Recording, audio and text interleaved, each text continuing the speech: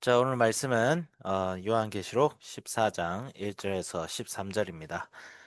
좀 요한계시록의 이 묵시가 지금 굉장히 다이나믹하게 진행이 되고 있는데 우리가 좀 이제 전에 봤던 게 이 짐승들이 막 나오기 시작하는 구절이었죠. 13장이 짐승들 두 가지 짐승이 나오고 우리가 흔히 요즘 굉장히 많이 들어보셨을 거예요. 666이라는 사건이 생겨나는데 어, 짐승을 얘기를 안 할 수가 없어요. 이 14장은 승리의 장인데 무엇으로부터 승리하는 것이냐면 이 두 짐승과 공중의 권세 잡은 자들에 대항해서 교회가 승리하는 장면이 바로 이 14장입니다. 이 두 짐승은 어떤 짐승이냐? 일단 사탄은 우리가 이 세상에 대한 인식을 어떻게 가져야 되냐면 이 세상은 일단 사탄에게 잠시 맡겨진 세상이에요. 그러니까 하나님께서는 분명히 이 세상을 통치하고 다스리고 있지만 일단 이 세상을 구원하고 또한 심판하기 위하여 하나님께서 잠시 내버려 두셨어요. 그런데 사탄은 하늘에서 패배해서 여기서 말하는 하늘은 물리적 하늘을 얘기하는 것이 아니라 영적인 하늘입니다. 이거는 이제 신학적으로 굉장히 조금 이제 주제가 있는데 사탄이 예수님이 오시기 전에는 하나님 보좌 앞까지 활개를 치던 존재였어요, 원래. 그러니까 사탄이 원래는 하늘에서 활개를 치고 있었습니다. 그래서 욥기에서도 보면 악한 영이 뭐예요? 하늘 보좌에서 욥을 시험하려고 사탄이 나오는 장면이 나오잖아요. 그렇죠? 그게 이제 사탄이 원래는 하늘에도 활개를 쳤었는데 이제 예수님이 오셔서 복음을 선포하시고 귀신을 쫓아내시면서 사탄이 어떻게 돼 있어요? 이 옛뱀이 하늘에서 땅으로 쫓겨났다라는 장면이 있어요. 그러니까 우리가 흔히 얘기하는 이 사탄은 공중의 권세 잡은 자로서의 사탄은 땅으로 쫓겨진 사탄이에요. 예, 땅으로 쫓겨났어요. 그러니까 사탄은 이미 결정적인 패배를 이미 당한 상태지만 여전히 이 땅에서 활개를 치고 있는 거죠. 왜? 하나님께서 잠시 유보하셨어요. 그러니까 예수님이 다시 오실 때까지 잠시 유보가 됐는데 그랬을 때 사탄이 이 세상을 자기의 것으로 만들고 하나님을 대적하기 위해서 짐승을 보내죠. 그러니까 첫 번째 짐승과 두 번째 짐승이 나오는데 성경에서 보통 짐승이라고 하면 세상 권력을 뜻합니다. 보통 짐승은 다니엘서나 에스겔서에서도 장차 일어날 제국들을 짐승에 표현합니다. 예, 그래서 바벨론 제국은 물론이요, 페르시아 제국, 로마 제국, 그 다음에 헬라 제국 이런 제국들을 다 짐승으로 표현합니다. 그래서 짐승은 상징으로 우리가 해석을 할 필요가 있는데 뭐 이 짐승이 뭐 예를 들어서 예를 들어서 뭐 우리 냉전 시대 때는 뭐 소련이었다. 뭐 지금은 중국이다. 뭐 이렇게 뭐 문자적으로 해서 뭐 이렇게 대입해서 해석을 하기도 하지만 뭐 그런 나라들도 포함이 되겠죠. 예, 되는데 중요한 것은 모든 나라죠. 모든 나라. 그러니까 하나님을 대적해서 사탄의 도구가 되는 이 세상 권세 모두를 뜻합니다. 그러면 뭐 대한민국이 될 수도 있어요, 사실.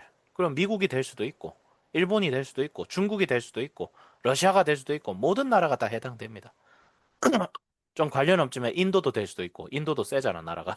그래서, 예, 모든 세상 권세를 뜻해요. 하나님을 대적한 모든 세상 권력은, 예, 하나님을 알지 못한 모든 세상 권력은 짐승에 속합니다. 그런데 두 번째 짐승은 뭐예요? 어린 양 같은 짐승이 하나 딱 나와요. 어린 양 같은 짐승이 나와서 첫 번째 짐승을 따르도록 만들어요. 이거는 뭐예요? 거짓된 교회, 거짓된 종교를 뜻합니다. 예, 역사적으로도 있죠. 국가 권력과 어, 연합해가지고 이 세상과 짝하게 만들고 성도들을 현혹하고 뭐 우리나라로 치면 예를 들어서 일제 시대 때 신사참배, 예, 그런 것도 있겠죠. 교회가 신사참배 좀 앞장섰죠.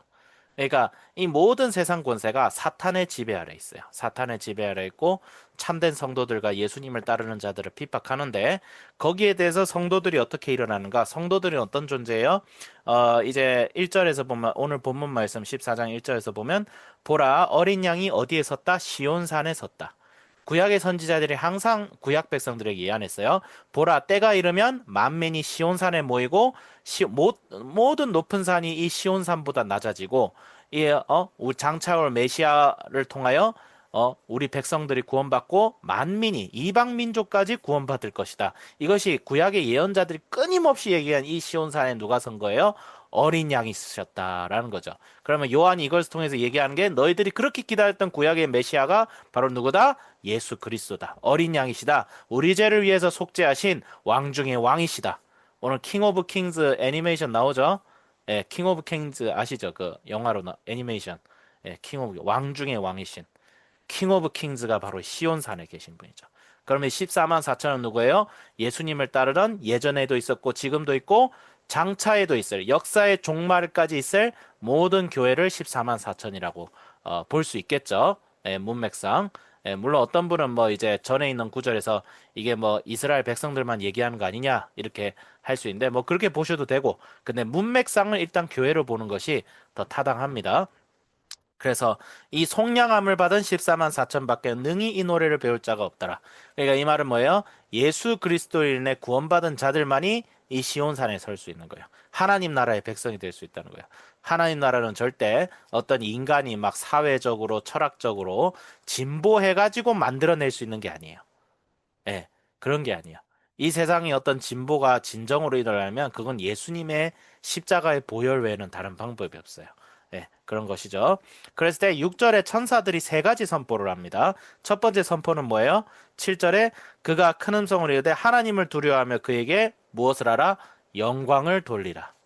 내 인생의 영광은 나에게 있잖아요. 내가 뭘 잘해서 인생을 잘 산다. 그렇게 여길 수가 없어요. 왜냐하면 우리 성도님들은 인생 경험 많으시니까 아실 거예요. 우리 인생에는 내가 통제할 수 있는 것보다 내가 통제할 수 없는 것들이 훨씬 많아요.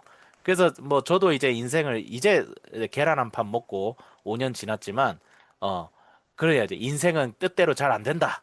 그래 나오잖아요. 그렇죠? 그게 이거예요. 하나님께 영광 돌려라. 그 말은 뭐냐면 내 인생 내가 책임지는 게 아니라는 거예요. 내가 계획하고 내가 하는 것처럼 보이지만 하나님의 손아귀에 있다. 내가 할 수 있는 건 뭐예요? 주님을 신뢰하고 믿으며 주님의 뜻에 순종하면서 사는 거예요. 그게 하나님께 영광을 돌리는 것이 되겠죠. 그래서 영광을 돌리라 이는 그의 심판의 시간이 이르렀음이니 하늘과 땅과 바다와 물들의 근원을 만드신 이를 경배하라. 이게 뭐예요? 심판주이시며 창조주이신 하나님을 경배하라는 거예요. 왜? 심판이 다가왔기 때문에. 그리고 또 다른 천사가 그 둘째가 그 뒤를 말하면 무너졌도다 무너졌도다 큰 성 바벨론이여. 바벨론 문자적으로 바벨론 아닙니다. 바벨론 제국은 이미 망한 지 몇백 년 지났어요. 그럼 여기서 말하는 바벨론은 뭐예요? 바로 이 세상을 뜻하죠. 이 세상. 이 세상. 절대 우리는 세상과 벗하며 살 수가 없죠. 그 다음에 또 다른 천사가 이제 짐승과 그 우상에게 경배하고 이마에게 손에 표를 받으면 자 666이라는 것에 대해서 참 논란이 많습니다. 뭐 막 무슨 백신을 맞으면 666이다. 지옥 간다. 제가 666을 한 세 번 맞았어요. 그래서 제가 666을 세 번 맞아서 뭐 이제 천국에서 저를 뵐 일이 없지 않. 농담이고요. 자, 아닙니다. 666에 대해서 제가 정확히 말씀드릴게요. 666은 거짓된 복음을 뜻합니다. 666은 예수님이 하나님이라는 것을 부정하고 예수님을 통해서 구원받는다는 것을 부정하는 모든 거짓된 가르침이 666이에요. 그런데 이 거짓된 가르침, 예를 들어서 일제시대 신사참배하는 교회 어떻게 했어요? 핍박받았죠? 그 다음에 경제적인 활동 제대로 할 수 있었을까요? 못했을 거예요. 그쵸? 저 중국에 봐요. 시진핑에게 절하지 않으면 예배도 제대로 못 드리고 요즘은 시진핑 동상 세워놓고 난리도 아니죠? 어? 내가 시진핑 볼 때마다 이제 열이 살살살 오르는데 어쨌든 중요한 건 뭐냐면 그런 것을 할 때 그 거짓된 복음에 굴복하고 그 거짓된 복음을 따르는 자는 예수를 애초에 믿은 자가 아니라는 거예요. 한마디로.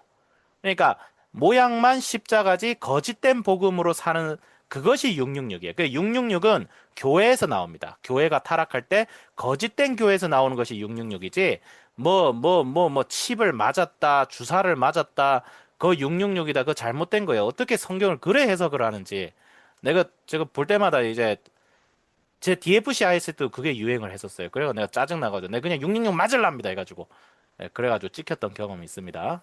그래가지고 아니 성경이 아닌데 예수를 안 믿어야 지옥까지 무슨 666을 그러니까 네, 여기까지 할게요. 자, 어쨌든 그래서 진노의 포도주는 뭐예요? 예수님을 십자가로 구원을 받지 않는 사람들은 진노의 포도주를 마십니다. 근데 희한한 게 예수님께서도 자신이 마시는 잔을 진노의 잔으로 표현해요. 그러니까 진노의 잔은 뭐냐면 죄의 대가입니다. 진노의 포도주는 뭐예요? 죄의 대가입니다. 죄의 대가고 예수님의 십자가의 대속을 받으면 예수님께서 이 진노의 잔을 우리를 대신하여 마시는 거예요. 그거를 항상 생각해야 되고 12절에 뭐요? 하나님의 계명과 예수님에 대한 믿음을 지키는 자가 바로 성도들이다. 주 안에서 죽은 자들은 복이 있다. 결론적으로 말씀드리면 저희들 우리 한비전 우리 성도님들 우리 모두의 정체성은 저도 그렇고요. 하늘의 사람입니다. 우리의 정체성은 하늘에 있어요. 하늘에 있다는 것은 이 세상을 떠나라 그것이 아니라 우리의 정체성이 하늘에 있기 때문에 하늘의 방식대로 이 땅을 살아가야 돼요. 이 땅에 최선을 다해야 되고 근데 그것은 예수님의 말씀에 순종하고 이 세상을 뭐 미워하라는 말이 예수 안 믿으신 분들, 뭐 예를 들어서 예수님 잘 안 따르시는 분들과 막 원수를 져라 이 뜻이 아니라 그분들을 우리가 사랑하되 그분들처럼 사시면 안 됩니다. 예, 그분들을 사랑하셔야 되는데 그분들처럼 살면 안 돼요. 그거는 왜냐하면 우리가 빛과 소금이 돼야 그분들도 예수님이 누군지를 알게 되거든요. 그래서 예수님을 전할 때에 예수님이 아니면 이 세상엔 정말 희망이 없구나.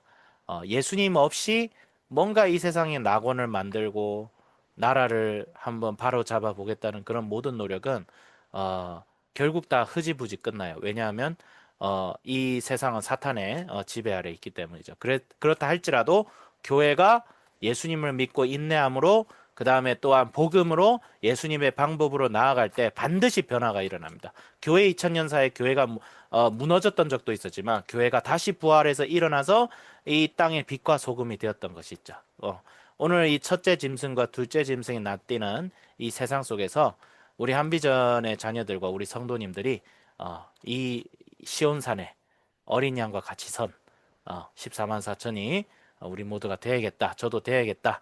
그런 생각이 들었고 예, 우리 한비전에도 또 양을 그럼 좀 키워줘야 되는데 염소만 있어가지고 염소는 좀 성경적으로 조금 비유는 별로 좋지 않아요. 우리 염소가 뭔 죄가 있냐마는 이제 근데 어쨌든 예, 항상 기도를 많이 해주시면 감사드리겠습니다. 오늘 학생들 또 놀러 가고 하거든요. 안전 위해서 꼭 기도 좀 부탁드리겠습니다. 기도하겠습니다. 하나님 아버지 감사합니다. 주님, 저희들이 이 세상과 벗하지 않게 하여 주시고 그럼에도 불구하고 주님, 천사를 통해서 심판을 외치는 것은 한 사람의 영혼이라도 더 구원하기 위한 주님의 사랑과 자비하심이 있음을 믿습니다. 주님, 저희들이 하늘에 속한 자가 되어서 하나님 아버지 이 세상의 빛과 소금이 되게 하여 주시고 이 세상의 방식대로 살아가는 자들이 아니라 하늘의 방식대로 예수님의 방식으로 약하나 강한 것 같고 지는 것 같으나 결국은 승리하는 길을 그 좁은 길을 걸어가게 하여 주시옵소서. 감사드리며 예수님의 이름으로 기도드립니다. 아멘.